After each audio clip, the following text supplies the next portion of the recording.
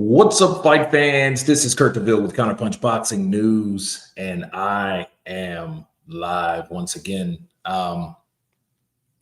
We are here to kick off the first press conference for Joseph Parker versus Fabio Wardley.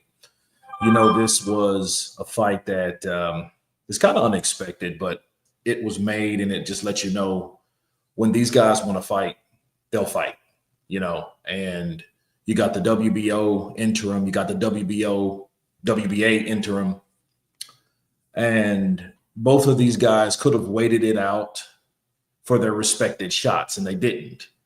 They decided to go for it. The slogan is all or nothing, right? And I think that's what it is, because at Joseph Parker's age, Joseph Parker is a seasoned heavyweight. Fabio Wardley is the one guy that, he's learning as he goes. He doesn't have the experience like Joseph Parker. In fact, fun fact, Fabio Wardley first laced on some gloves when Joseph Parker was fighting Andy Ruiz for the WBO heavyweight champion of the world. That should tell you something. That was in 2017 or 18. So, Fabio has not been around the block very long. So that lets you know something about Fabio Wardley. He is fresh, but the fresh fighters are the hungry ones and the untested, but also the uninjured. Okay, that normally goes hand in hand. Unfortunately, when you do have a lot of experience, you do have a lot of scars within the injuries, the wear and tear, the things that you go through, okay, to get to where you are. So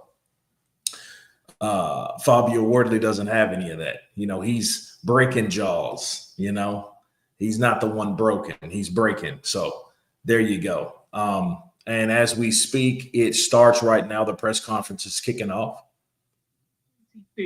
From the O2 London, live, of course, around the world on DAZN, an outstanding clash between two of the best heavyweights in the world today, who are both walking that dangerous path towards heavyweight glory.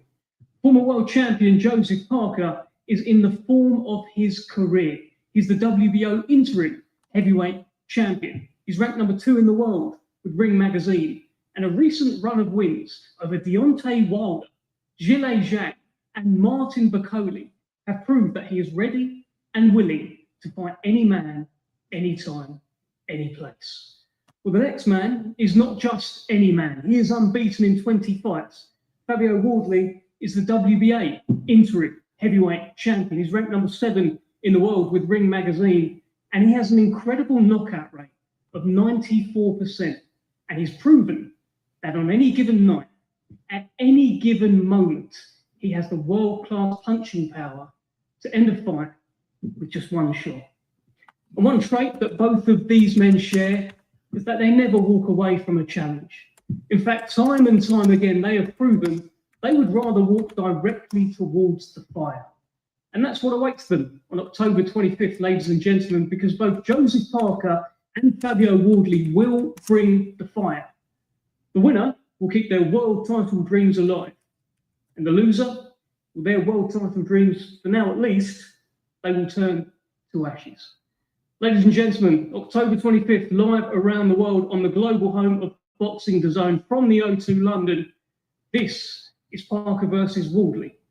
This is all or nothing. A lot of faces up here, a lot of people we need to speak to. I'm going to get an opening word from the fighters before we come back to them. I'm going to start with Fabio Wardley, because Fabio, as soon as this fight was formally announced, I saw a tweet from you which said big fights only. It's not going to get much bigger than this right now. He's number 2 in the world. Big moment in your career. Yeah, look, huge moment in my career. Defining moment, probably. Defining point, maybe a left turn or a right turn, but I am committed to that saying of big fights only, because look, I've not come here to play around. I've not made it this far in my career to just hang about and wait for things to be handed to me. I'm very much a go-getter. Look, I made my way through the WBA rankings and got myself into a fantastic position there. But look, if that's not going to go how we planned, then I'm not just going to sit in the wings and wait. I'm gonna I'm going to be in Frank's ear and say, look, what's the next best opportunity here? What's the next best thing? And there is, while Alexander Usyk is tied up at the moment, there is no other better competitor, I think, in the division right now than the number 2 man, Joseph Parker. And what makes you think you're ready to beat Joseph Parker? I think at this stage in my career, I've ticked off the right amount of milestones. I've ticked off the right amount of rounds, ups, downs, the roller coaster moments in fights and in my career in general, that I've got enough experience now to take me through into a top level fight. I've been saying for a while now that I feel like I believe I deserve to be mentioned amongst those names, and people maybe still have reservations and question marks. So October 25th is where I kind of wipe that all clean by beating Joseph Parker and announcing really and truly that it's undeniable that I am shoulder to shoulder with those kind of guys. Okay, thanks, Fabio. Let's get an opening word from Joseph Parker. And Joseph, once again, like so many times in your career, you are walking towards the fight. The biggest puncher out there right now, knocking everyone out. Tell us why you're taking this fight and tell us your thoughts. Afternoon, everyone. Good to see you all here today. Thanks to my team for making this fight happen. Walking towards the fight. I love the fight. I fought a lot of fighters out there with big punches, and they haven't really been able to get me out of there. So I want to give credit to Fabio Wardley for taking this fight. He could have sat and waited for Usyk for when he's ready or not injured. But we, as fighters, are showing that we'll fight anyone, anytime. I think this is going to be a great fight. I know Wardley is determined, and he's ticked all those boxes and got the rounds in that he needs to have a big fight like this. But fighting a person like myself is very different to fighting everyone else that he's fought. I bring a lot of experience. I bring same as in belief, determination, and I will win on 25th October. Joseph, one final one before I bring in Frank Warren. What does this come down to? Is this all about levels here? Yeah, there are levels. There's they do say there's levels in boxing, and I believe with the experience that I have and what I've been working on in New Zealand with George, and I've got Andy by my side, got a good base. And I'm excited to see what I can do in the ring. Okay, Joseph, Fabio, your mics are both live. Feel free to come back in if you hear anything. I'll be coming to you guys at the end as well. Let's bring in Hall of Fame boxing promoter Frank Warren. And Frank, in this incredible heavyweight division, it's big fight after big fight. Talk to us about this fight. Why is it so significant in the division, please? Good afternoon, everybody. Thanks for coming along. Why is this fight so significant? Because you've got two guys who don't need to fight each other. Both are interim champions of their respective divisions. WBO Joe Parker, WBA Fabio. Usyk, he's out for 90 days. The WBO have said that at the end of those 90 days, he has to defend that belt, or he will be stripped, or he will vacate it. So this fight is made because the winner of it will be the man who will be the next challenger to Usyk. That's as simple as that. And if he doesn't fight them, the winner could be declared champion if he vacates. So you've got to take your hat off to both of them. They're not waiting their turn. The WBO is the next turn. Joe wants to fight. He doesn't want to wait till next year. Otherwise, be waiting probably until March now, seeing as Usyk's out. We might be able to get him to training. And with Fabio, he sees this as a shortcut. He could wait his turn as being the interim champion. But Usyk, when he holds the 4 belts, there's no unification fights. Therefore, a guy who fights twice a year, if you're one of those challengers, you could be waiting 2 years before you get your chance. So for Fabio, he's seizing the chance. As he said, it could be a defining moment for him. He has the desire. He's a KO specialist. He can punch, and he's putting it all on the line, as is Joe Parker. He doesn't need to do this fight. He's fighting because he's a fighting man. He has tremendous experience. And at the end of the day, there'll be a winner and there'll be a loser. And for the winner, it'll be all. And for the loser, it'll be nothing, because the loser will go back down the queue. So that's what this fight's all about. 2 fighting men putting it on the line to go out there and fight for the right, for fighting for the 4 belts. Thank you, Frank. I was going to ask you about the U6 situation, but I think you've cleared it all up within that. So much on the line, of course, October 25th. Let's move over to Michael Ridout from DAZN. And Michael, another fantastic heavyweight fight coming up on DAZN. You must be excited. Very excited. And look, thanks everybody for coming today and braving another brilliant tube strike. This is a massive week in boxing. Not only are we here today announcing an amazing heavyweight clash, but of course, there is the small matter of an incredible world title fight this weekend, where all eyes of the boxing world will, of course, be on Belfast. Paddy Donovan, Lewis Crocker, they rematch in front of a packed Windsor Park, and of course, it's live on DAZN this Saturday. But back to matters at hand. This is an amazing fight, as Frank and everybody else has set up here. This is two guys who are in pole position to fight for a world title. But they're throwing caution to the wind. Joe and Fabio, they've made their intentions very clear. They do not want to wait around on the sidelines. They want to fight. And on October 25th, we are definitely going to witness a fight. Two men who have proved themselves to be elite amongst the heavyweights. They come forward, they throw bombs for our entertainment, and we will all be entertained. And you can watch the fight live only on DAZN. Thank you very much, Michael. Let me bring in David Higgins, who's been by Joe Parker's side for the entirety of his career. You've seen the highs, you've seen the lows. Tell me what you're thinking heading into this fight, and how confident are you that Joe Parker will indeed defeat Fabio Wardley October 25th? Yeah, thank you, everyone. Great to be here.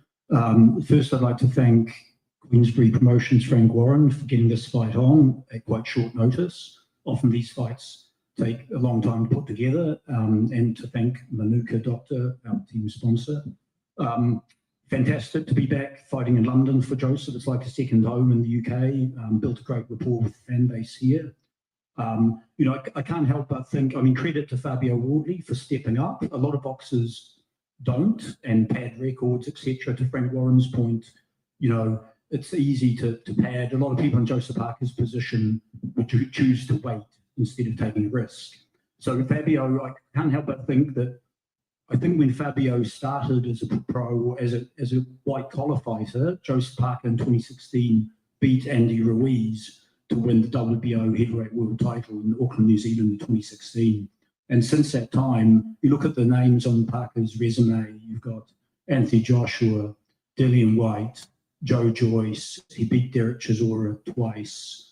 You've got Bacoli, Zhang, Wilder, and that run for the last three, Wilder, Zhang, Bacoli, in just over 12 months. Can you think of a better run in heavyweight boxing history to put those three away in about a year? There wouldn't be many better runs.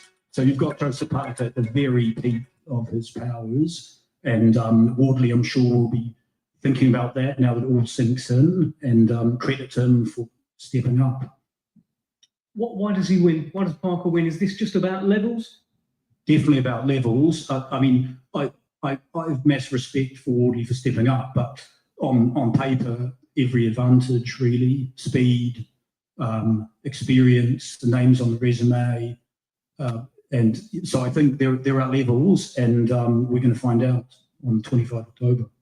Let's bring in someone who will most certainly disagree with you in terms of Michael Offo from Platform Sports. I saw actually, Michael, you and Fabio had a little smirk amongst yourselves when David Higgins mentioned the run of the 3 fights being one of the best in history. Talk to me, what are you thinking? You know, we've come against them before and we're 1-0 up with Dillian White, so we've heard it all before. And I just think the difference between these two warriors is that when Fabio has a bad day, he finds a way to win. I think it's going to be as simple as that. No matter how tough it gets, no matter how difficult it gets in there, Fabio will find a way to win. He's got the authority in there, and he's got the ability to be patient and execute his game plan. So, you know, it's good to be with Queensbury, and it's going to be a dominant performance from us. And I can only see it going one way, and that's a KO from Fabio Wardley. And with respect, since that lucky headbutt Dillian White got, we've been offered him a rematch 100 times, and he's has not wanted to even communicate. So that I'll disagree there. We tried to make that fight, and you guys were being unreasonable. And look, let's be honest. You're a prop up here. You know, you had to call in the big guns, Spence and Uncle Frank, to get Parker to the top level. So, you know, I think my career stands on its own against yours, brother. let's see. You know, we're here, we're ready, and like I said, Fabio's going to dominate your guy. Like I said, you're a prop here, so I'd rather speak with the big dogs than speak with you. Big dog, do you have a comment? Yeah, it's quite interesting actually what you just said there. I think you dodged a bullet last time, didn't you? You dodged a big bullet, and you have. I'm not taking anything away from Fabio. He's a great fighter. I wouldn't like to meet him in a dark alley, that's for certain. He's a great fighter. He's very tenacious, but with Joe Parker, it's a completely different animal. He's got better and better. In the last 2 years, his team's changed, his nutrition's changed. I just think that there is levels. I think Fabio Wardley's definitely in the level, but this might be one step too far. After what we saw with Justice Huni, you know, it was a very difficult night for him, but he came through. Fair enough, he came through, knocked him out, but you can't keep doing that. And listen, there's no nicer man than Fabio Wardley. But he's going to meet his match with Joe Parker. Please believe me. If you dodge a bullet and then get shot in the head, it's irrelevant. So, you know, the fight was the fight. Yes, I'm not taking that away from you. I'm just saying. We don't even need to bring it into play. Why not? The win. You've had the win. You've got beat. You're beating Australia now. You've got the big dogs. The New Zealanders are walking in now. Right? These are a completely different animal. And I'm telling you, you will find that in this fight. You wait and see. But not taking anything away. You dodged the bullet, you got away with it, fair play. He dodged the bullet and shot him in the head. So that's all. I don't know about that. But anyway, he didn't fair play to him. He's here now. And he's here with Joseph now. So let's see what the next chapter holds. That is one of the stories heading into this fight. Of course, Justice Huni was your last win, Fabio, and Spencer Brown represents Justice Huni just like he does Joseph Parker. Talk of dodging a bullet. I mean, what are your reflections on that, and how much have you learned? Can you learn enough in the 4 months between that fight and this fight with Joe Parker? Yeah, look, I don't know if necessarily I'd call it dodging a bullet. I think I just knocked out the man holding the gun. Look, ultimately, on BoxRec, go have a look. It will just say win. It won't say, oh, Fabio Wardley had a close fight and he quote unquote dodged a bullet. It will just say Fabio Wardley versus Justice Huni and the W next to my name. And ultimately, at the end of the day, that's all that matters. It's finding a way. It's finding a way to win. And that thing is innate in me. It's built in me. That's not going to change no matter Justice Huni, no matter Joseph Parker, no matter Alexander Usyk. That is built into me. It's not going to be anything different. And I understand. I'm very aware of the challenge in front of me is a different one faced than Justice Huni. But ultimately, I did ask for this. I asked for this opportunity. I asked for this fight. So I have full faith, full confidence in myself that I'm at this level and able to beat and knock out Joseph Parker. That I have all the skills and all the abilities to do so. I just need to put it together properly on the night and get it done. Joseph, your opponent here is unbeaten in 20 fights. But we have seen him draw with Fraser Clark. We did see that Justice Huni fight in which he did lose rounds. Do you feel like the blueprint on how to beat Fabio Wardley is already out there? You know what? I'm a different fighter to all those fighters that he's fought before. Very different. And I'll show you. Let me ask you this. I've heard you say that you're not going to go into this fight and back off. You said, in fact, if he wants to meet me in the middle, we can.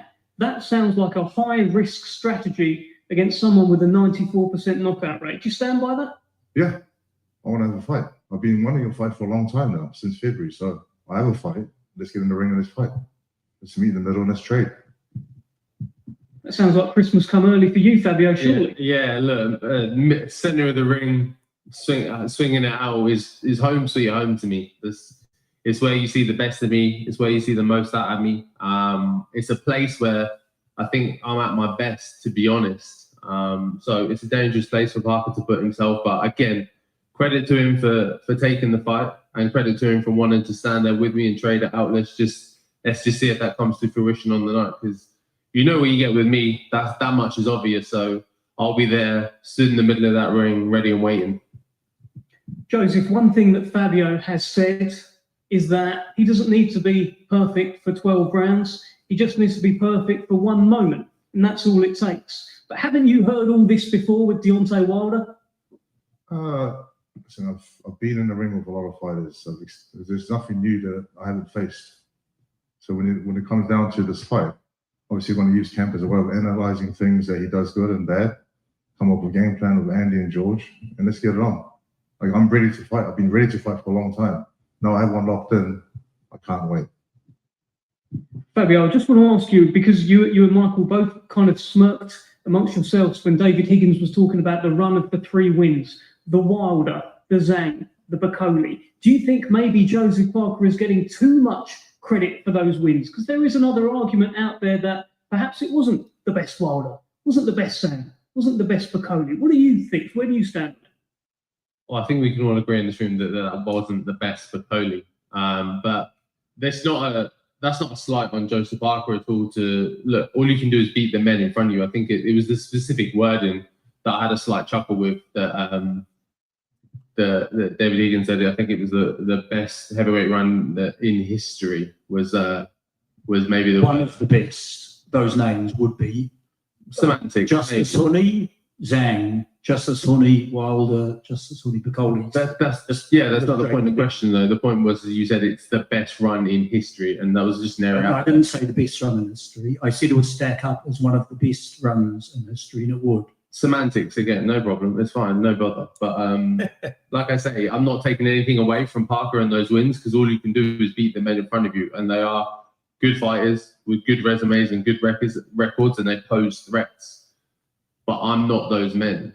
I'm a very different fighter from all 3 of those guys. I'm not no 30-odd stone Bacoli.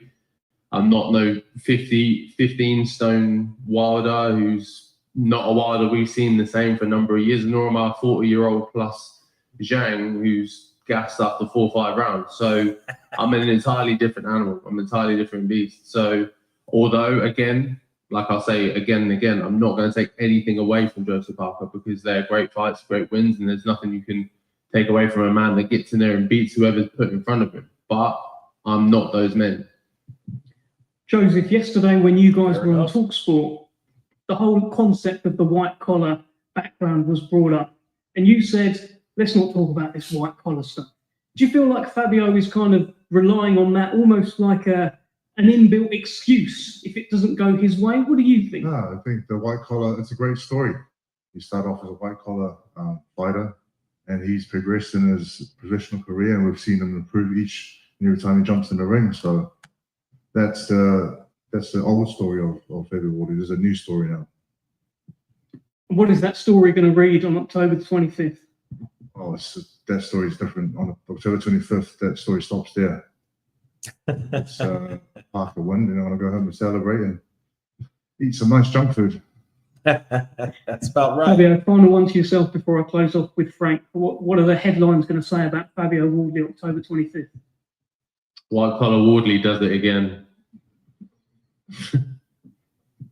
Frank, the appetite is wet, an absolute sizzler coming up October 25th. Why should fans tune in for this one? Because you heard it from the horse's mouth. It's going to be a shooter. As soon as that bell goes in the first round, they're going to get down on it. They're going to be throwing bombs, and somebody will go. It's going to be a great fight. All or nothing. It's on the line. The winner will get Usyk.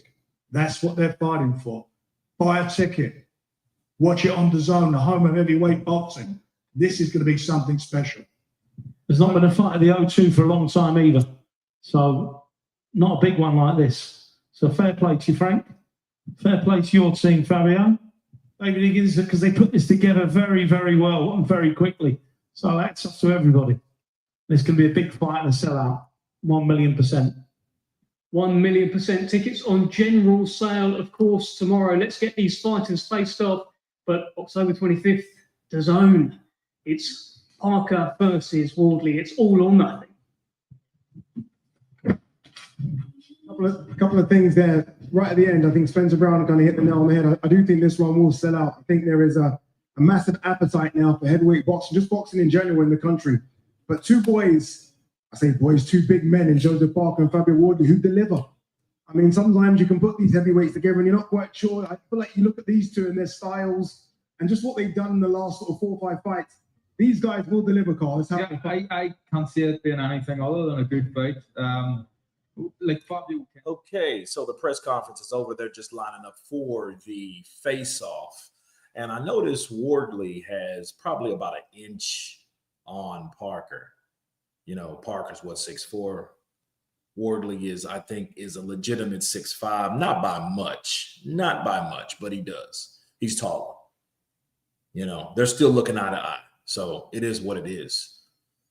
Who the F does Fabio Wardley think he is when talking about skills? Fabio don't have skills. He relies on a power punch. Well, what I've learned about people like that, I think they're the most dangerous. His mentality.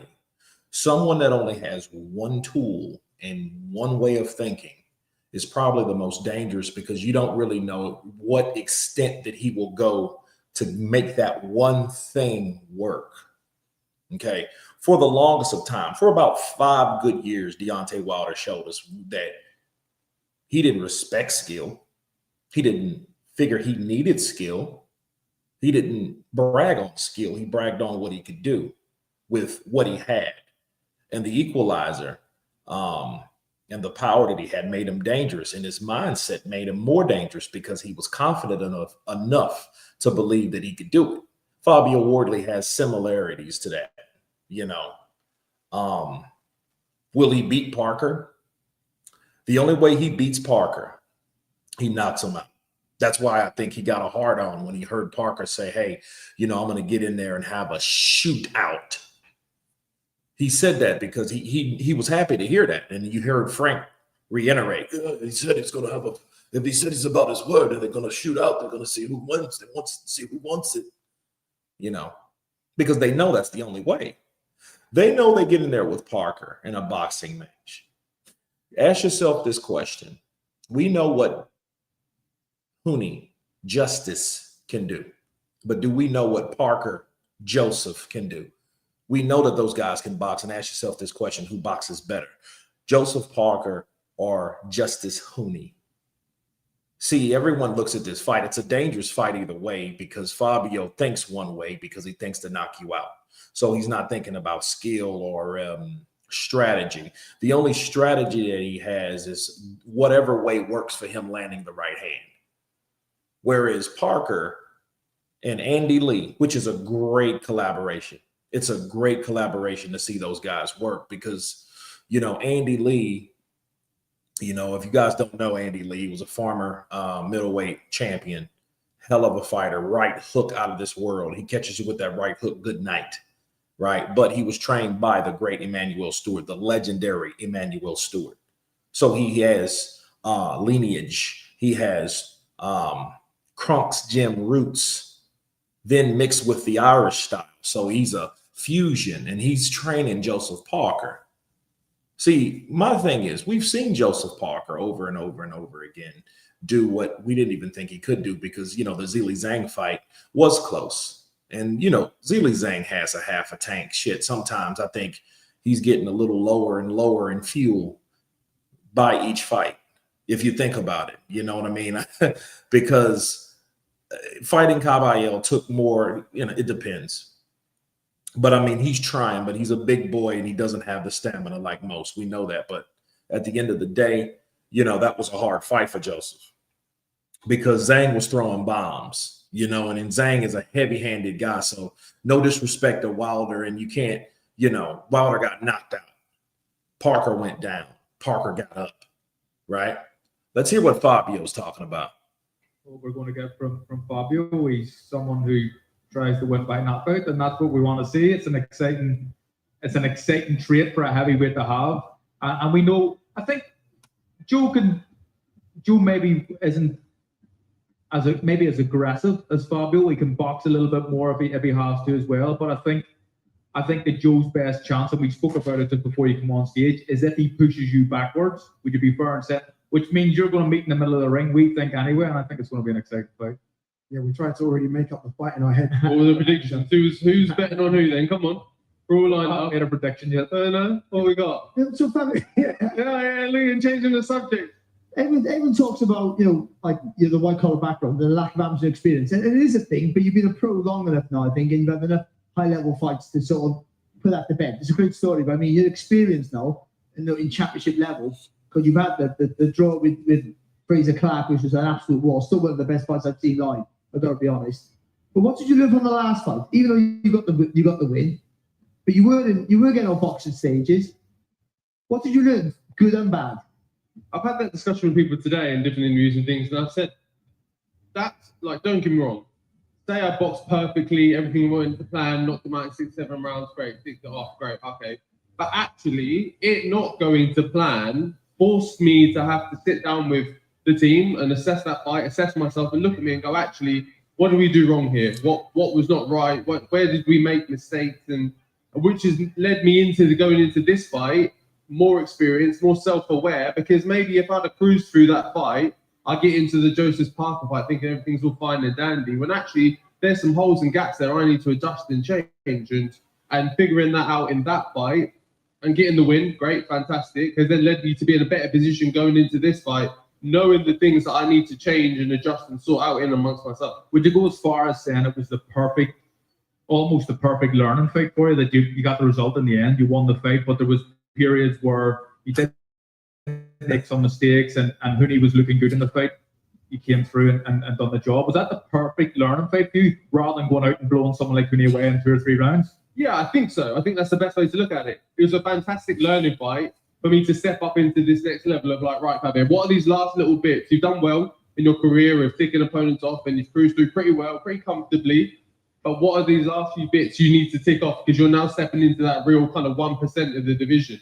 And that fight really exposed that and showed that for me, which is fantastic. But another thing for me is what we've shown is another performance you may look at and say, oh, he didn't do too well in that one, would be Fraser Clark 1. And then we look at me, how I come into Fraser Clark 2, and how I adapted, how I changed, how I assessed myself. So if I compare those two things, all I'm going to do is take that bad performance, tweak it, sort it out, and look, we may even say a rinse repeat again. It's a different opponent, don't get me wrong, but we may see a rinse repeat. Final one, Fabio, before I let you go. Are you thinking of this as a world title fight? Because there's a good chance Alexander Usyk does vacate, and whoever wins this gets elevated, or are you just thinking of this as another big fight? Well, one way or another, this is a world title fight. Whether he gives up the belt or not, it's either I fight him for the belt or he gives up the belt. This is a world title shot for me. This is the one. And there's no point thinking ahead until I've got past this one. So for me, this is all or nothing. This is the last dance. It's the last one you'll ever do. I'm viewing it like it's the last fight I'll ever fight. It's my world title fight. It's the big crescendo. This is everything. I know there's a lot more to come after, but for right now, in this moment, this is everything. And I wish you good luck, Fabio, on it. Thank you. Remember, it isn't just boxing on the zone. We are the home of sport as well. So that's a wrap on the live conference. I mean, it was pretty good. Spencer Brown and Mr. Osho were doing the thing. We're going back and forth. But other than that, I mean, it was a pretty chill press conference. Fabio Wardley, though, he is an outspoken character. He likes the idea. He can talk. You know what I mean? He knows how to present himself. And I think Fabio Wardley, said it best. This is the fight. Because regardless of what Usyk does, is no importance, because it's either he fights for the undisputed heavyweight championship of the world, or they snatch the belt. They vacate. I mean, he either vacates or they strip him. Either way, the WBO will go to whoever wins this fight, because that will be the last man standing. So it is a good thing. Tony Lyons, let's see, ask Skip, correct, bro. That's why Fabio would never go there again. I believe Huni deserves that rematch. Yeah, I mean, in a perfect world, that's what the fight should be. This should be Fabio Wardley taking on Justice Hooney in a rematch, Hearn's fighter, and Joseph Parker taking on Alexander Usyk in the main event. That's how that should go. And then whoever wins comes out. You know, maybe Usyk ends up fighting Justice Hooney. But this is my worry. I was just sitting here thinking about the possibilities.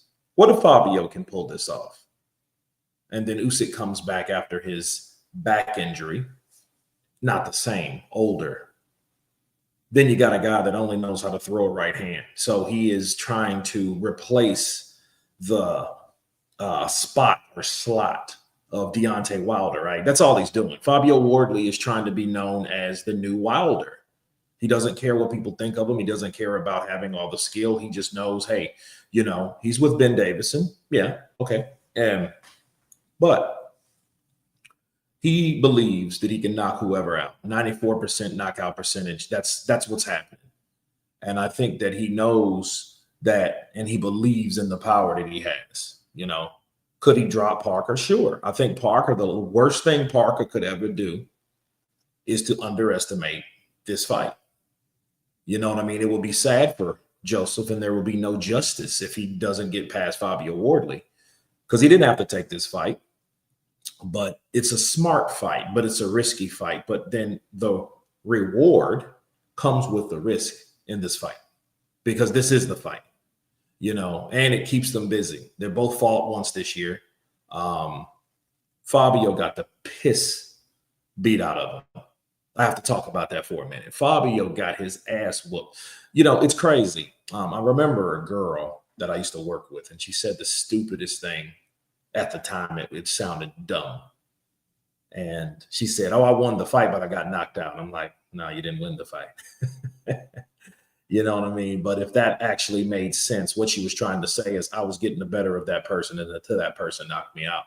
And then that's exactly what Hooney did against Fabio. Hooney showed Fabio what level he's on boxing wise. Fabio showed him that he can punch. That's pretty much it. You know what I mean? Because Fabio got his ass beat. He learned that he can, you know, but he also showed durability too. You know what I mean? Because if it wasn't for the durability that Fabio had, he wouldn't have got that far to throw that punch to end Hooney, if that makes sense. So, you know, you have to look at it in a lot of ways, because once upon a time, Deontay Wilder was that guy. He really didn't. He was tough. You know, you didn't notice him or didn't think of Deontay Wilder ever being chinny. He was just this dude that was coming for you. He was this tall, basketball-esque stature guy that had a right hand that will end your life if you allow it, if you get caught with that shot. Heavy bags are typically durable, Kurt. Hooney was up 9. He didn't even get the chance to carry on after the win, after winning every round. I know it's old, grown now, but still, as you said, what if Fabio wins? Parker shot at Usyk is gone for good. Yeah. So, I mean, this is his toughest fight. I mean, honestly, this is what could happen with Joseph Parker. This should be Joseph Parker's hardest fight. And I think he should focus more on this, because, see, here's the deal. If he beats Fabio and Usyk doesn't want to really fight Parker, he's going to drop that belt, just like he did on the IBF. I think he purposely dropped the IBF belt because he wanted to be 2-time undisputed heavyweight champion. I think he did that purposely. Now, will he do that with Joseph Parker? I don't know.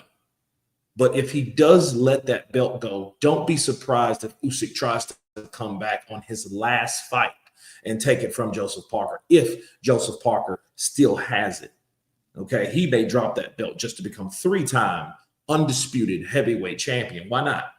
Nobody can say they've done that ever in the history of boxing. So he may try that. That may be his go-to. That may be his end game. So I do think that is what we're dealing with that. Ipswich Stadium, that's 2 minutes from my house. Everyone was quiet when Fabio was getting smashed up. Fabio was hell of embarrassed on Facebook that night. Most people in Ipswich was like, okay, Fabio was shit. Yeah, pretty much. Pretty much. I mean, if you look at Fabio and his punch stats, he didn't land much. He just took an ass whooping until he landed the right hand. You know, I mean, it was like watching a Wilder fight, basically. Because Wilder's been in that situation where he was getting whooped and then boom, lights out. Right hand lands, let's go home. You know?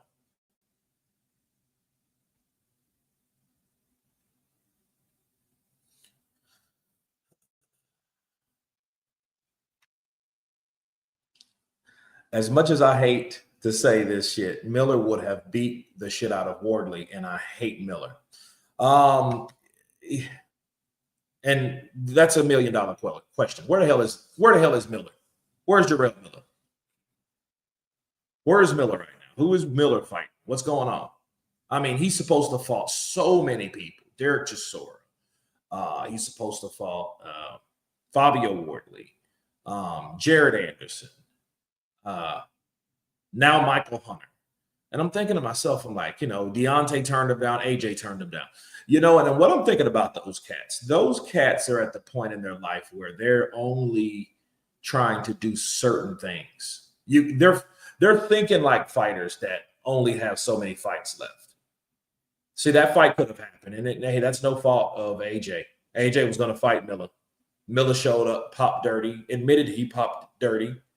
And it was a few things in the system, and people tried to give him that double, triple jeopardy because of that. But no, he said he's at the buffet. Yeah, probably so, man.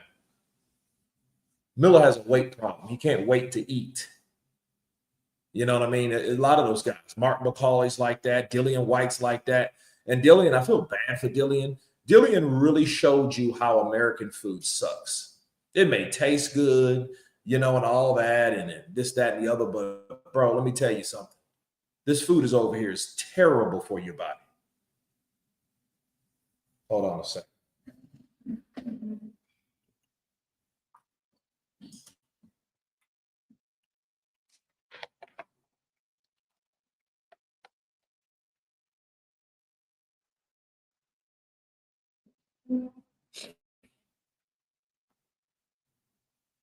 You need more than a big right hand these days to make it to the top. Fabio knows he is losing to Parker and only took it for the money, and he realized that he's not a top 10 fighter. No, I think he believes in that right hand. You know what I mean? I think he has to believe in that right hand. You know, why would you even take the fight? You have the money. I mean, they're prize fighters. Speaking of money, did you guys see Dimitri Bivol, you know, show his bag of cash? He had, like, I don't know what type of money, Russian money, and then he had some American money, but he had stacks of money like Mayweather. Man, leaving Walgreens with a sack over his shoulder like Santa. Yeah.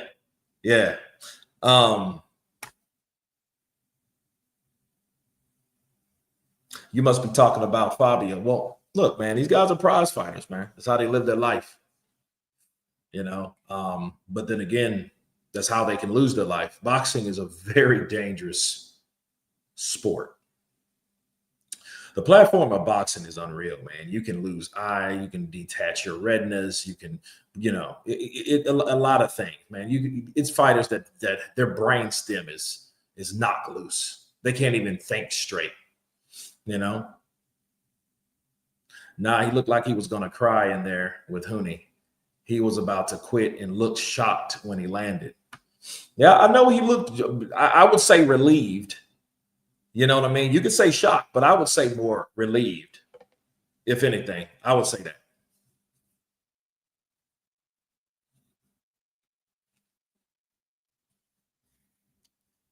Yeah. Yeah, I would say that definitely. Let's see. Let me get this. Testing.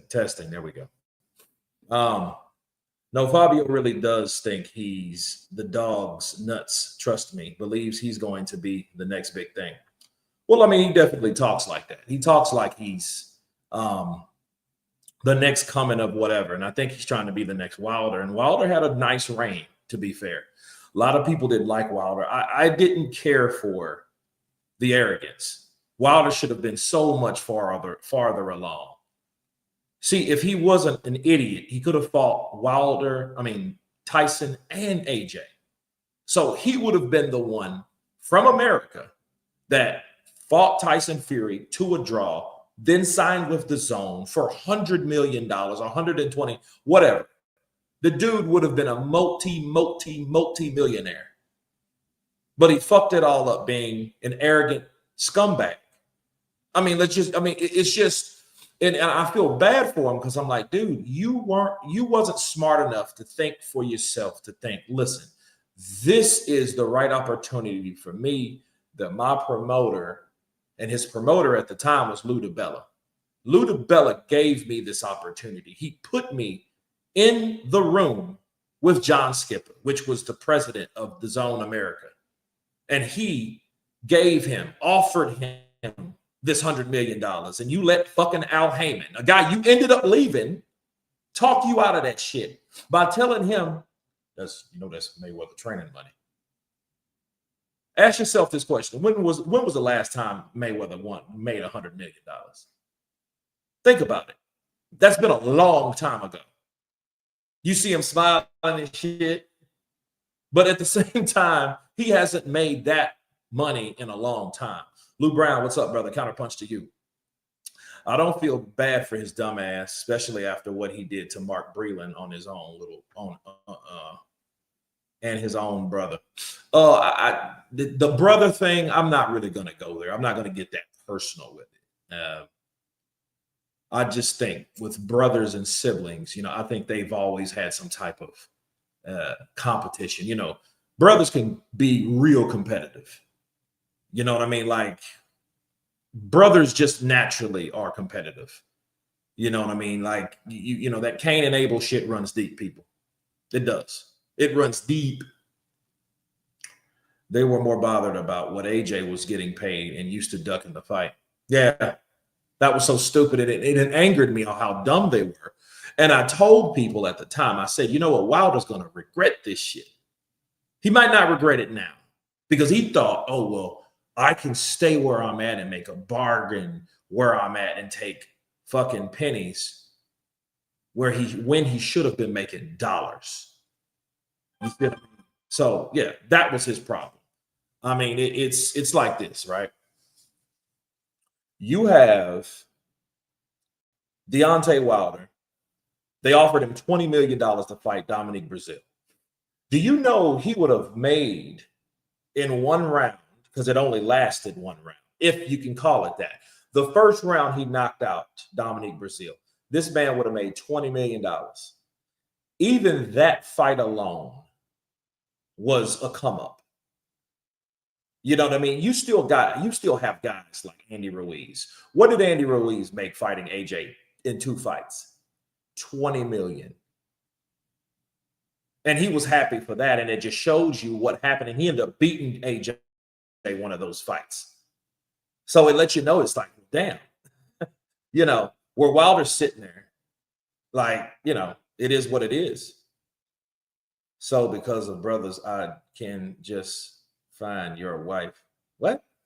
So because of brothers, I can just find your wife. Okay, whatever. I don't know what that means. Chunks, Ogbonna, he has already been champion. 20 million, and he ate all 20 million Snickers. If I'm getting 100 million, I couldn't give a shit what the others is getting. 100 million ain't no joke. Yep, he turned down $100 million, But I mean, I think the whole idea is, it's like, I think he knows now. I think he knows that he made a mistake.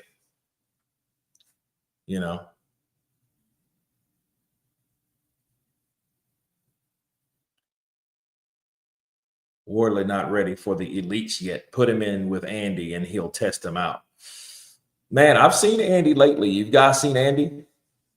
Andy is a, he's still a fast dude. The only problem is he has no reach. everything is mid-range to inside. He got to get real close to you to land those shots. T-Rex arms and shit. As my grandfather would say, Wilder was being penny smart and dollar stupid. Yeah, ego makes people do crazy things. Yep. Yeah, because they figured, hey, you know what? We're gonna get this money.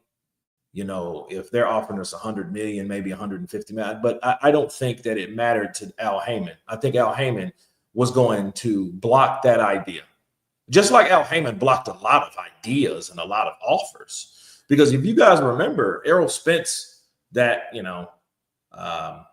was advised, quote unquote, with or by Al Heyman,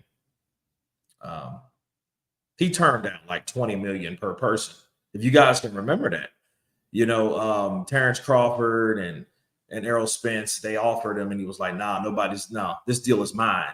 He didn't care how much someone else offered. He just wanted to own that deal. So people couldn't understand it was what Al Heyman envisioned. And if it's not more money, he doesn't give a shit about it. And he will talk his fighter out of that. He's not the best for his fighter. Yeah, stepping over dollars for dimes. That's it. Crawford, Canelo, Saturday night, brother. Kurt, I can't wait. Crawford will beat Canelo, and I'm saying by stoppage, late rounds, to be the first to do it. Well, here's the thing. Give this man his flowers for doing that, and nobody has done that. Nobody has done that in the history of boxing that went that far up to do what he did to Canelo.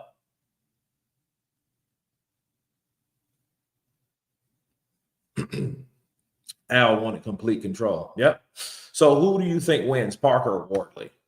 Parker should win this. Parker should win this fight. Parker should, he has everything. My thing is, there are questions. It's Crawford, though, Kurt. Bro is him. Parker's getting chunky. And I think Parker is trying to rely more on brute force than speed and skill, where that's what he was known for back in the day.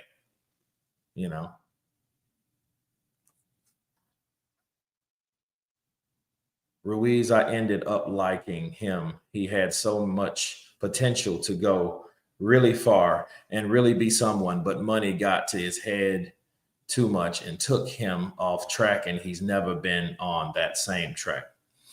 Well, I mean, he got that paid up. I mean, it changed. It changed a lot of people. Look what happened to Triple G. Triple G went from, no, guys, I want to be champion. I want drama show. You remember that? He got that first Canelo check and everything changed. He didn't give a shit about Undisputed. He didn't give a shit about Legacy and none of that. He just wanted to fight Canelo. I want Canelo. Dude, you already had Canelo. But he had a taste of that money that he's never had. So you look in the bank, right, and you see your account, but then you get another job, a much higher paying job, a high career payday job, a Canelo job. And you see 30 million, 20 million, not just 2 or 3 million. No, you see 20, 30 million. Yeah, you're going to change your mind. I mean, so Golovkin changed. He got rid of Abel Sanchez, which I thought that was wrong because I think the trainer was supposed to get 10% and he wasn't trying to give him 10%. But I bet you gave him 10% of what you made before, didn't you? So you have to look at that. Money changes people. I don't want to give him that much money. Well, you're making more money, though, bro. You're making more, so the trainer makes more because you're making more. And he grabbed all the shit like a bitch and left. People don't talk about this, though.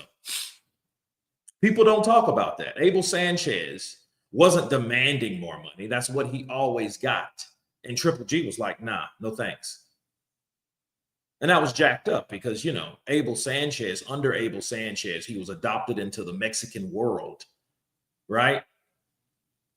He welcomed Triple G into the Mexican world, the Mexican warrior from Kazakhstan. You know what I'm having speaking Spanish. You remember that, right? Hey, guys, ¿cómo estás, guys? Bien? Fabio gets tired when he's made to work hard, and I think late rounds Parker will bang him on the chin and put him away. Triple G won that first fight. I would be pissed too. Well, you know, he won, and then he didn't see that he won.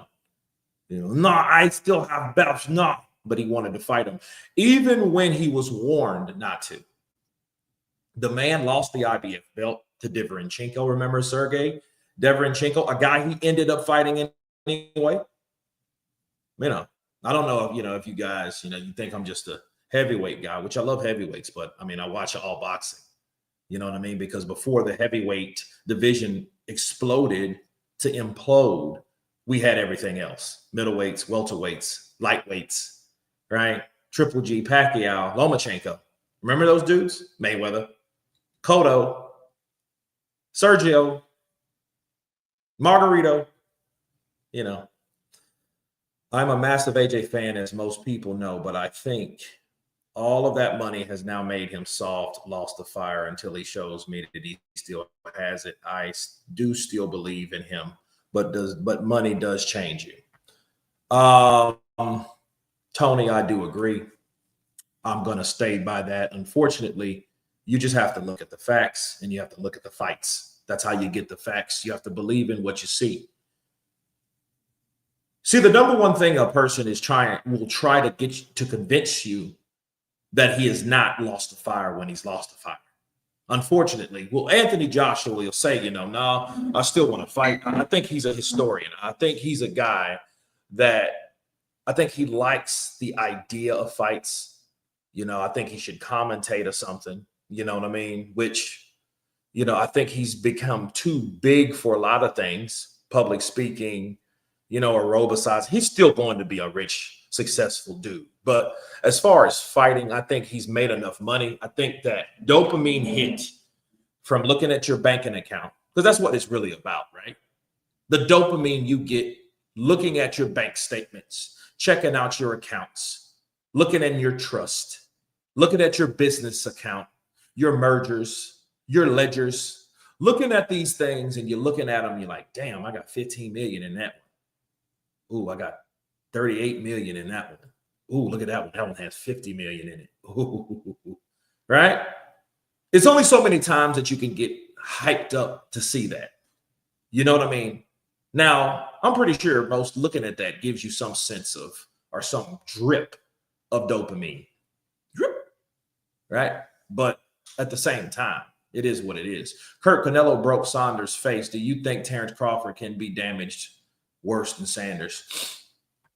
A lot of people are not talking about that. Canelo Alvarez is a guy that hits you with explosive ass shots. And yes, I do, but I don't think Terrence would quit. I think Terrence would fight Canelo until either somebody would probably make Terrence quit, like the doctor, if he had an eye like that and it's all smashed in. Yeah, they would probably make him quit, but he wouldn't quit. He wouldn't be like, I ain't going out. No. Terrence ain't doing that shit. Terrence is going to fight you, because all you're going to do, if you damage Terrence is very vindictive. He's a vindictive fighter. So Terrence Crawford is going to fight you. And I think that's when the fight's going to start. When Canelo hits him with something, and God help him if he doesn't hurt him. If he hurts him, well, he better be look to finish Terrence. But the problem about Canelo, and this is my problem with Canelo, that's why I'm not picking Canelo to win, legitimately win. My problem with Canelo is he has lost his killer instinct to finish anybody. He'll catch you with a good shot, but he doesn't have any finishing intentions on any of his fights lately. You've seen that. He's dropped Belanga. He's dropped Munguia. He's did a lot of those things, but at the same time, like, okay, bro, the Canelo that I remember that was on his prime game was that guy to stop you.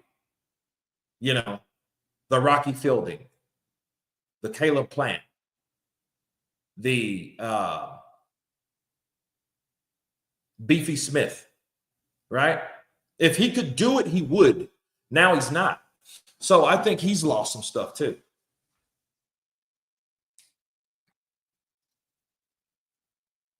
That Canelo that fought Saunders doesn't exist no more. No.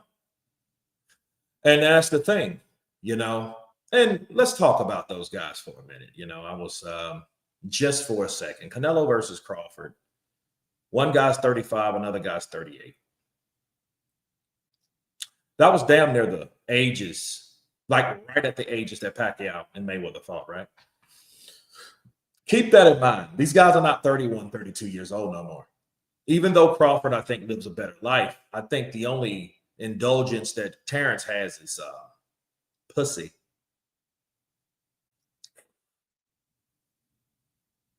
He don't drink, he don't smoke, you know what I mean? He's not that kind of dude. Where Canelo, I think Canelo will take a couple shots before he goes to bed. Dame un casa amigos. Sí. Rosario. Sí. Rosario. Sí. Sí. Listo. Canelo is way more damaged than Crawford. Bro, who does the sleepwalking in a fight? Parker will take him to school. AJ and Eddie now have a football stadium and looking to sign massive players. He's got a lot of stuff going on the outside of boxing. He just has too much stuff going on. If he didn't and just on boxing, it'd be a different story. Well, that's a good way to look at it. You know what I mean? It's hard if you know you got something else that you have started to be passionate about. And boxing is not always the thing. Boxing is where it started. Not saying that's where it's going to end. AJ is the kind of guy who's buying up properties and shit. Bro, AJ ain't needing shit. Because this is what AJ does. AJ will hang around rich people to get better ideas, to become richer. Okay, that's it. That's what people do. That's how they collab. Like you seen fucking basket looking ass Joe Camel, what's his name? Beyonce's husband, right? Jigga, right? You seen Jigga walking with these dudes. I'm like, why are y'all walking like that? They're like, a little power walking. He's power walking with billionaires. He wants to pick their brain. So it's like money has become a sport to make more money. You know what I mean? So if you're not making money with people, why are you around them? That's AJ. That's AJ surrounds a circle around those people. And then he keeps the people around him that, keeps them on the payroll, gives them something to do that are, I think that he feels comfortable with, that he feels like, hey, this is, those root guys, not those leaves, but those trees, Their minds are still young while their body is aging. That's how the older fighters are. Yeah. Damn, is it Jay-Z? That's his name, Jay-Z. I kept trying to think, like, what is his name? Yeah, Joe Campbell. Got that shit, growing that shit, and looking like, Basquiat, the gay painter. 30 years of getting called Joe Campbell. Yep. He got Beyonce, though, so there you go. And here's the thing, though. He's Jay-Z. You can't help how you look. That's how he looks. Nothing's going to stop that. Nothing's going to stop the way he looks, dude. You know what I mean? So, and different connections.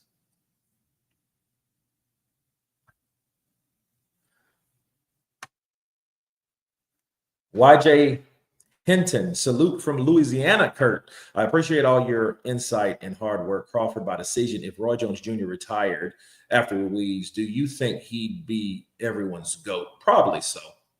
Probably so. I mean, people would look at Roy Jones Jr. a lot different if he would have just retired at heavyweight.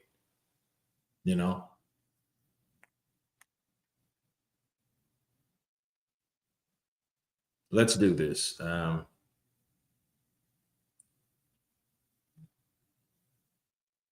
What year or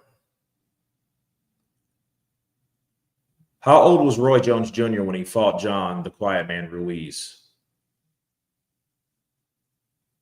He was 34. That's a great age to retire, especially with all the shit that he did with that one robbery loss that he had. Yeah, I mean, people would look, because he made enough money. Roy made enough money, and then Roy was already a commentator on HBO anyway. You know what I'm saying? So Roy was commentating fights. So he had a career. So, you know what I mean? He had a career. He had a chicken farm. He had, all kind of stuff. The problem about Roy, like most of those boxers, to say the least, He was a womanizer. He liked that. No judgment here. No judgment here, right? But yeah, I mean, this dude found out that he had twins when he was a champion. He found out like these two twin boys he had from some chick somewhere that he hooked up with or whatever. I remember Roy Jones Jr. on the Mystical Danger, the Mystical music video. Could you imagine how good Jay-Z can probably breathe? Man, nostrils. Him and Leonard Ellery should hang out. They'll suck up all the air. Shuraman. I knew Canelo's killer power was gone when his hand was injured before Bivol fight. Canelo went too long without working on his hand. I believe that costed him the power that he had. Okay.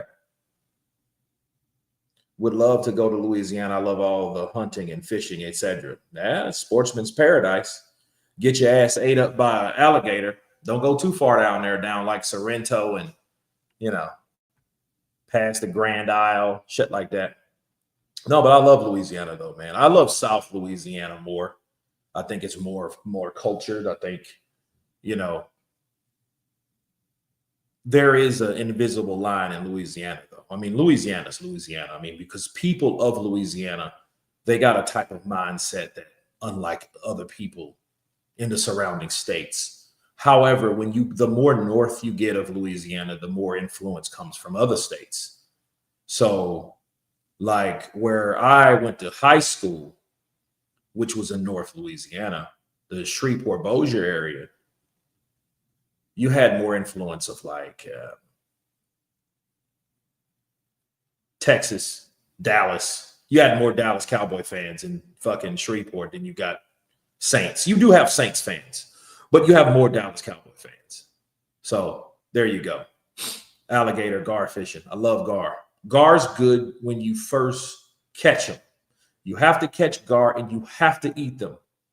Cut them, slice them up, scale them, and then chop them up. Tony Satrin season, throw them in some dough and fry them right then. They are delicious. But if you stick them in the freezer, they're no good. Because, gar is like a fish-eating ancient fish. They've been around for a long time. Huge gars. I love to catch them.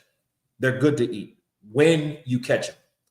You got to eat them, cook them, skin them, season them, and fry them right then. Because if you don't, they won't be worth a shit. So you'll get ate by a mosquito before an alligator. Have you ever seen a mosquito rape a turtle? No, I haven't.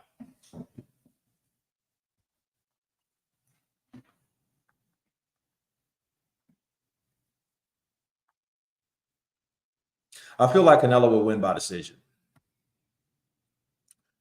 I know Canelo will win by a decision. It won't be a knockout. People think that shit. He ain't knocked somebody.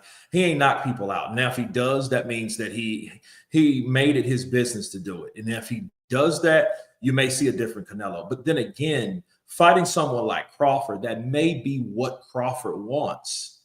Crawford wants Canelo Alvarez to come at him like that. He wants him to. He wants him to attack him. Because, see, Crawford is a counterpuncher. Canelo is a counterpuncher. It's just Crawford's a better boxer than Canelo. Canelo's good with his upper body movement because he's very good at distance, and he had to be because he's short. He's the short cabron, he calls himself, right? But he's very good at dodging and avoiding shots. Nas or Jay-Z, pick one. I don't like any of them, bro. I don't like Nas nor I don't have anything against Nas. I like Belly. Remember Belly, the movie? DMX. DMX. Louisiana people still think they're French. Well, they actually are. You go down to North Louisiana, and here's the thing about Louisiana people. If you don't know anything about Louisiana or much about Louisiana, fun fact, Louisiana is the highest percentage of people that live and die in Louisiana without moving. They stay in Louisiana. That's why Katrina was such a big thing. It's been, what, 20 years now? Well, the big thing about New Orleans, most people from New Orleans, for them, the idea of them moving somewhere in another state, hell, a lot of them, the idea of moving out of New Orleans, that fishbowl they call New Orleans, was such a big shocker to a lot of people because they didn't do that. If you're from New Orleans, you don't go nowhere. You live, you stay, you experience, and you die in New Orleans. You know, a lot of people are like Miami's like that. A lot of people that were born and raised in Miami don't really leave Miami. And most of the people you see from New Orleans, they left New Orleans because of Katrina. If it wasn't Katrina, you wouldn't have never met someone. Hey, what's up, baby? What's up, baby? You wouldn't have heard any of that shit. Right? When you watch guys from, where are you guys watching from? I'm watching from Auckland, New Zealand. Christian Smith, New Zealand in the building. Counterpunch to you. Is a gar the same as what we call marlin or swordfish? No. No. Marlin, that's fresh water. Some gar in South Louisiana have what you call brackish. They can swim in salt and fresh water. So you have brackish fish where they've adapted to swim in both fucking bodies of water because the fresh water meets the fresh water, the salt water, and you know it's crazy. It's 1:32 a.m. here watching boxing news and updates. Nice. Which is like Wednesday there, right? That shit's crazy. It's crazy. It's 8:32 a.m. We just started Tuesday, and you guys are already in Wednesday, right? Right? Yeah. I'm watching from my Hindu temple in Tennessee. Counterpunch to you. Louisiana people sound similar to people from South Island here in New Zealand. To be honest, up here in Auckland, we call those South Island guys kind of hillbillies or country bumpkins. Nah, well, I always wanted to go to New Zealand. New Zealand looks cool. I know my first kid, her mom's from Guam. I never ever really wanted to go to Guam, but I heard just the idea of flying there is just exhausting. Because it's like one of those places you go and you don't just want to come back because you've flown and traveled so far. You can't just, it's been a day or two, let me get back on the plane. That's crazy. It's going to take you a day or two to get there. So, 3:33 p.m. here in Sweden. Counterpunch to you. Damn. It's crazy. 2:33 p.m. and really hot today. Wow. And you guys are way ahead of us. We're back in time. I'm watching from North Africa. Eunice Butterball, counterpunch to you, brother. Kurt, you would love New Zealand, especially if you like fishing. I love fishing, bro. I love fishing. That's all I did, man. In Louisiana, I fished. I'm a fisherman. I got a reel in this closet. I got a reel in this closet right here. Can't wait for the second test of spring books.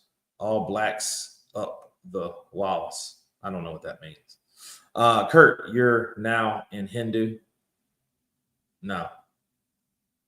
I want to go visit Kurt and go see his inns, check out the food and whatever else is it to see. Yep. Hey, man, I'm down in Austin right now. Austin's pretty cool. Austin, what I like about Austin, you can go places versus like Louisiana. You can go places here and you can get beef ribs. I'm a real big fan of beef ribs. I love porterhouse. I love ribeye. That's my favorite cut. Second cut is chuck eye, then porterhouse, then New York strip and all that other shit. Not really big on filet though. I would like to go to Sweden to see the Northern Lights. Me too. I want to go to Sweden. I want to see those colorful ass places where the hills and the valleys and the colorful like houses and shit, you know, the cottages, and you know what I mean? It looks like something from a fucking video game. And I look on the shorts and I'm like, damn, these places actually exist in the world. Yeah, I do want to check them out. Wait until I get my money back up where it was, and I'm gonna go. Back to the big October 25th fight. It was interesting to see one of the very rare occasions that you'll see Joseph Parker angry. I don't know if you can make Parker angry. You know, him, David Tua, those guys are too laid back, man. They're chill. But then I think all of them got kind of a mean streak. I just think you got to tap into it. You got to tap into that mean streak. You know what I mean? You got to make them mad. You know, and they get, you know, oh shit, eyes get all beady and shit. They'll be ready to jack you up. I was in Sweden yesterday. Nice. I think it was something Fabio's manager said that Joseph Parker looked pissed off. Well, what it is, I mean, they talked about not really the fighters, but the fighters' condition. See, Joseph Parker fought these guys. I mean, Martin McCauley, you know, he didn't really get credit for it. But I mean, whose fucking fault is that? If you want to blame anybody for Parker fighting Martin McCauley, blame Daniel Dubois. Hell, you'd probably be better off blaming Daniel or Alexander Usyk. Why? Because Usyk made Daniel pull out of that fight. I think this is what happened. Check it. Right? Alexander Usyk's team, they offered Daniel some money for that shit. That's why he ended up getting so much money. You think about how much money that was. Think how much money he got fighting Usyk. That was high career payday money. So he wasn't going to pass on it, but it was almost like it was a forced thing. I don't feel good. Bullshit, bro. You said you had antibiotics. You took antibiotics for some viral infection. You don't take antibiotics for viral infection. So that's a lie. They paid Daniel for that fucking belt.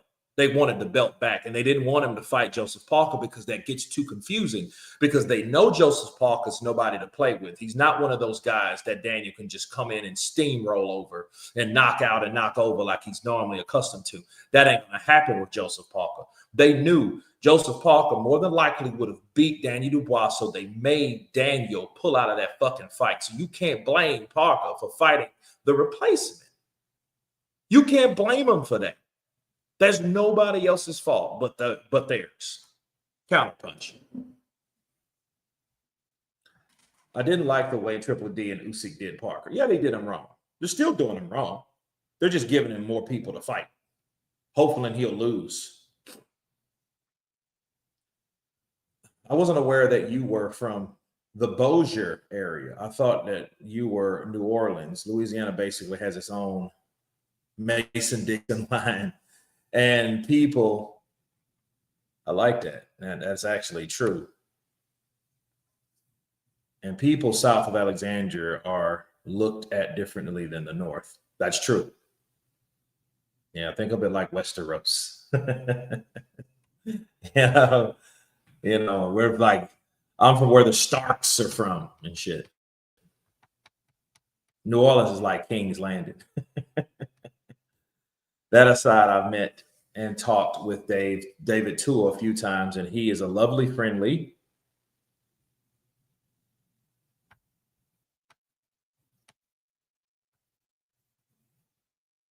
and very funny guy. Like you said, very hard to get him angry, but watch out if you do. Yeah, you don't want to make somebody like that mad. He'll probably kill you. I smell blood. I taste fear.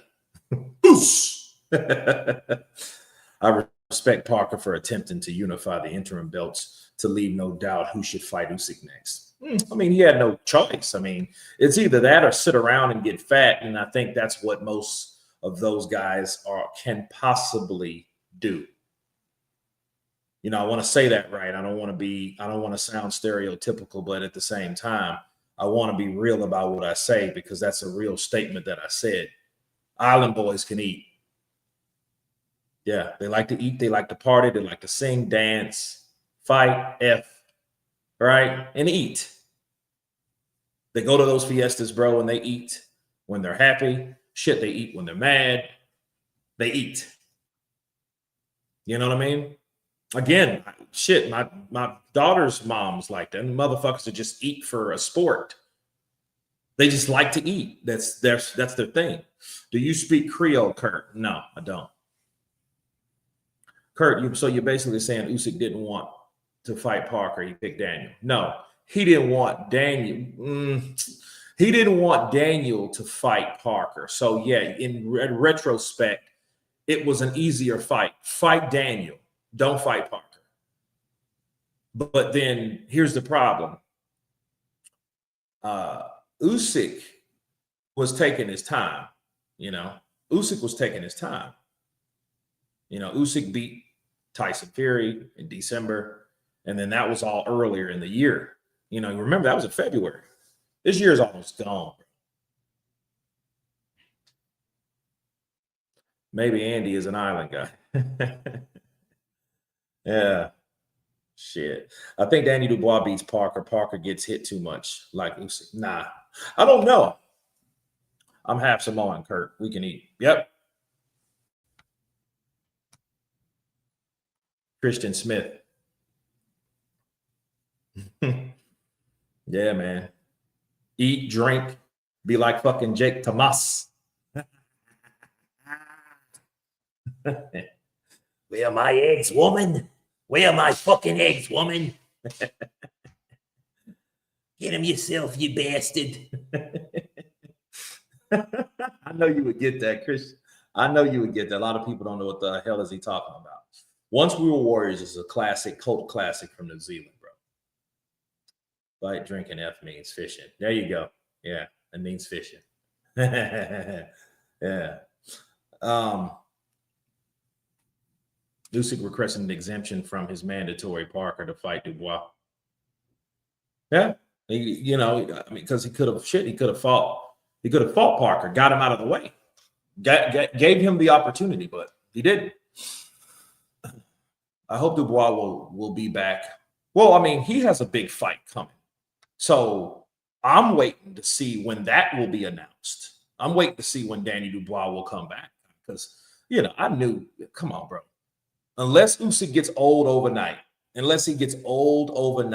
right? He's whooping a lot of ass. That's just face it. I think his biggest enemy is time. Father, time. Yeah. XK Shots, what's up, brother? Counterpunch to you. Everything's good. By the way, we're going to be busy this week. You're going to see 5 lives this week. This is the first. So we have the press conference, the final press conference for Canelo versus Crawford. We have the media day. I think that's tomorrow. I want to say it. Maybe today. So we're going live for that. The weigh-in and the main event. So the media workout, the final press conference, the weigh-in, and fight night, of course. So, the fight night is already there. Did you see Lucas Brown latest bare knuckle fight? Nah, I didn't. Man, that's some brutal shit, bro. Bare knuckle. I was eating one time and I was watching that shit. It was like, ugh. I don't even know if I can, watch these dudes get cut up, Usyk will be 39 when he fights Parker. Yep, Parker will be 34. Right? So he's 33 now. I don't know when Parker's birthday. Bare knuckle isn't for sport. Isn't for sport, in my opinion. Usyk has evolved. He knows his punch output is declining and it's made him more ruthless. Wow. If that's the case, watch out, bro. That means Usyk knows, I am filled. I am very filled. I don't have time to fuck around. Yeah, man. Because he hit Daniel, bro. A lot of people don't understand. He hit Daniel hard. And I think it scared Daniel. I was like, fuck, this dude hurt me. He turned into that 8-year-old under the bed. He had that 8-year-old under the bed look. The biggest enemy that Dubois has is between his own ears. Damn. Ain't that something? So many good fights coming up. Hope your man wins, and may the best man wins. GB, y'all. Stay safe. Christian Smith, counterpunch to you. You think Usyk will ever lose a fight? I don't know. I have no idea, you know. I don't know. Usyk will purely be a counterpuncher now, less combinations. Well, I mean, if that, hey, that's a good idea. I think that's a great strategy based on the fact that everyone thinks if he gets older and he starts reserving more, because that's what Canelo's doing. Canelo's not throwing the punches that he used to throw. He's waiting for certain shots. That's what makes Canelo so dangerous, because Canelo now is not he's not that aggressor. You know, he's not that dude. He is that guy that is waiting for opportunities. That's why he was able to put Munguia down. That's why he was able to put Belanga down, because he was just waiting for that right shot. You know? So it is what it is. Fat Ruiz was better than Slimmer Ruiz. True.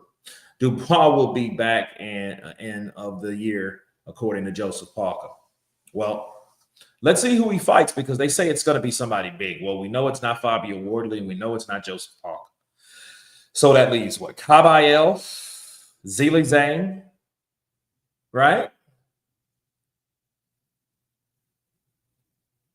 Maybe Moses Atoma. I don't know.